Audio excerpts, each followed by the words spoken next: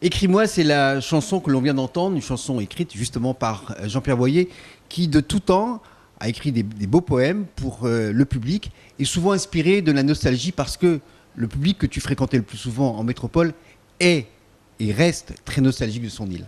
Ben oui, parce que le fait de vivre très loin de son île, comme je dis dans une chanson, très loin de son île, automatiquement, et ces gens-là, moi je trouve ils ont besoin un peu de réconfort, ils sont très loin de la famille, et comme je disais, une fois je chantais à Niort, il y avait une fille, une rayonnaise, qui m'a dit qu'elle souffre beaucoup, mais elle ne montre pas sa souffrance, mais elle garde son sourire. Je dis pourquoi. Elle me dit parce que je vis en métropole, ma famille est à La Réunion et je vois pas pendant les fêtes je ne vois pas, pendant Noël je ne les vois pas. Et puis moi j'ai dit, moi j'ai comme une chance, ma maman vit dans les Sons à Évry, mes soeurs pareil, ma cousine, toute ma grande famille quoi. Et c'est là, au retour dans le train, j'ai écrit la chanson Les gens qui souffrent, mais c'était pour cette fille-là. Et pourtant, rien ne s'est passé entre nous. Mais moi j'écoute, ça m'arrive d'écouter les gens aussi, bien sûr. Il y a comme ça qu'on peut écrire les chansons, parce qu'il faut écouter les gens qui souffrent, les gens qui te parlent, et puis ils ont la nostalgie plus autant que moi aussi. Mais en plus, pour le Réunionnais qui n'a pas la maman, papa là-bas à La Réunion, en métropole, pardon.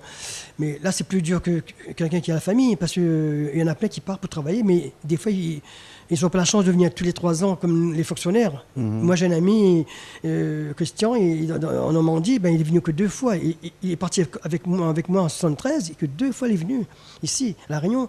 Mais moi, je trouve que c'est dommage. Il travaille dans le privé, mais nous, on a la chance d'être fonctionnaires. C'est pour ça que moi, j'ai un cœur qui est sensible, et je pense aux autres aussi. Je ne pense pas qu'à moi.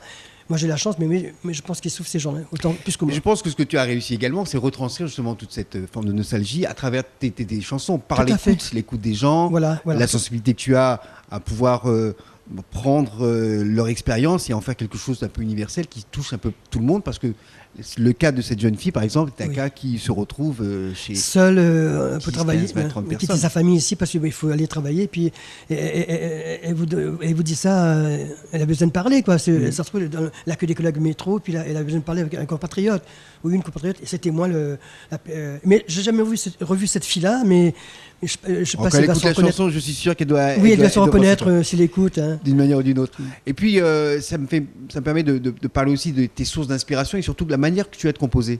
Parce que là, tu pars toujours d'un texte ou alors c'est une musique qui te vient d'abord Avant, c'était la musique. Et maintenant, plus ça va, maintenant, c'est le texte. Comme Grille Pistache, j'ai fait pour le jour je venais en vacances en congé bonifié tous les 3 ans, et il me disait, ils vendaient des cacahuètes, pistaches sur le bord de Roche Noire et tout ça, hein, tout le long, même aussi Boucan-Canotte. Et puis tout le temps, il me dit, alors Jean-Pierre, fais-moi une chanson. Et 3 ans après, je reviens, il me dit, t'as pas fait une chanson sur moi? Et puis j'ai fait, effectivement. Et puis on l'a pris dans le clip aussi, on l'a mis dedans carrément, et puis il était ému, quoi. Et moi, ça m'a fait plaisir. En plus, c'est quelqu'un qui bosse, qui fait que ça comme métier. Et là, j'ai appris qu'il est rentré à Orléans, il a trouvé du travail à Orléans.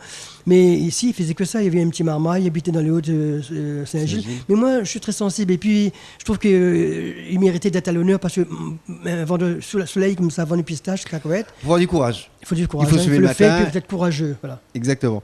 Alors, Jean-Pierre Boyer, tu as une discographie qui est impressionnante. C'est le moins qu'on puisse dire. Tu as plus de 30 ans de carrière, on l'a dit et répété. Et cela représente combien d'albums ? Alors, j'ai 45 tours. Et puis, c'est-à-dire que ça remonte déjà depuis ta carrière. Les années 80. Mon premier, c'était en 80, 47 tours. Petit fil, ça malheur, ça. Petit fil, il aime ces gars, ça. Après, j'ai 16 albums. 33 tours et CD. Et mon 17e album, c'est pour bientôt. Hein. Alors, ça me fera total 45 tours et 17 albums.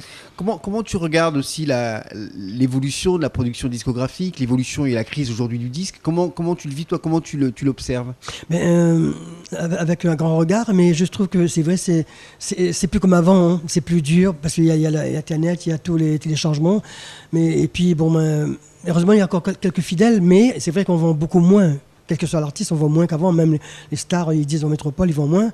Mais il faut faire avec. Mais comme on aime ça, on continue. Mais c'est vrai, des fois, on ne rentre pas dans nos frais. Mais il faut vraiment aimer la musique pour continuer. Parce qu'il y a plein qui abandonnent parce qu'ils ne rentrent pas dans leurs frais. Moi, ça, je comprends.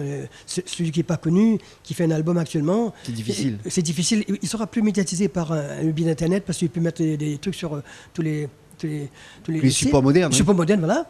Mais sinon, pour la vente, c'est très dur, très dur. Alors effectivement, une personnalité comme toi a un nom qui est installé depuis longtemps, tu l'as construit avec le temps également, puis tu as toujours beaucoup de représentations que tu faisais en métropole, je pense ici ça va être idem, ça commence déjà, en tous les cas, ça commence déjà, je pense que tu vas être déjà très, très, très demandé. C'est vrai qu'il reste, va rester ceux qui aiment vraiment la musique. Oui.